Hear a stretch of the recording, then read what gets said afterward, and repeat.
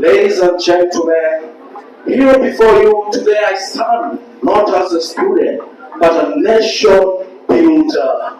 A man who stands for everybody, for something against something. What is that? Gender-based violence. Ladies and gentlemen, my name is Erepi, and I hope all of you know me for good things.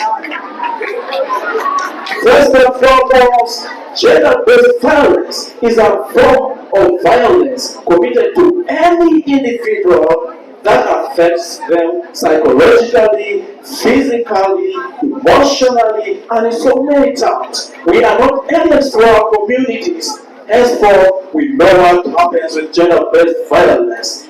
Dear comrades, secondly, I would like you to know who gender-based violence affects.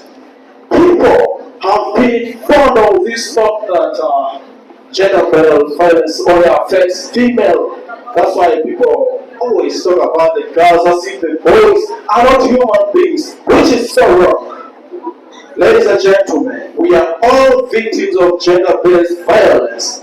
If I may ask, have you ever witnessed gender-based violence?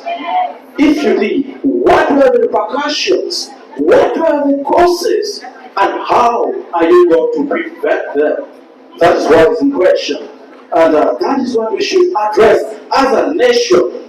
An American saying goes this, like this, that when spiders unite together, they can tie a whole lion. What does that mean? It's a whisper. I want you to understand this from the deepest heart of your heart, digest it in your mind, and take charge to make sure that you become one of the nation builders who will make sure all the people that know are people. Dear progress, it doesn't need the government, it doesn't need our teachers, but it needs you. It starts up within you so that it can come manifest outside. Okay? That is it. Yeah. Away from that, I would like to give you practical examples of gender-based violence. One, I hope we have all seen people being beaten by their husbands, isn't it? You're being starved because you have done some mistake, and that maybe in the society, men, they think they're supreme. They rule over the women. Doesn't that happen? If it does, what are we going to do? How are we going to address it? Here we go. Dive with me in the world of fantasy, fighting against gender-based violence. Dear comrades, the key causes of gender-based violence. One, poverty. If you are poor, like you just become angry always. One, poverty is like you are hungry, because they say a hungry man is an angry man, isn't it?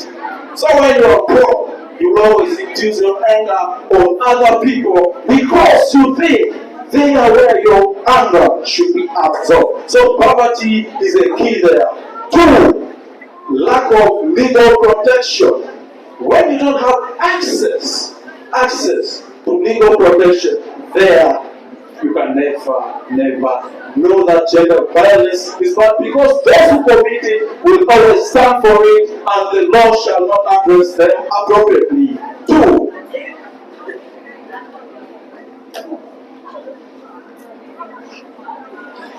we also have harmful stereotypes, like this tendency of thinking men are more supreme than women, which is so wrong. That is another. And where the women also think men are stronger than them. Let's go away from that, because it is not true. All of us are equal in the eyes of God. We all breathe oxygen, okay? And we all have breath running from our veins, so we are equal, okay? Yes, that is it. And another one is conflict, crisis, things like wars in societies. No, we also need to this. Ladies and gentlemen, I would like to take you through the effects of gender-based violence. First and foremost, it can lead to death.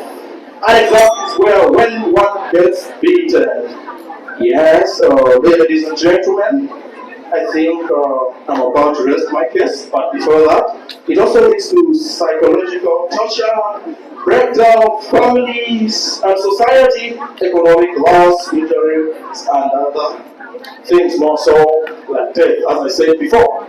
Yeah? But ladies and gentlemen, as I rest my case, I'd like you to know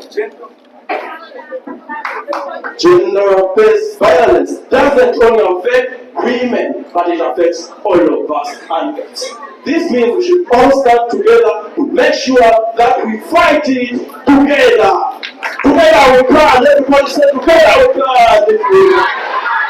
Thank you so much. God bless you all.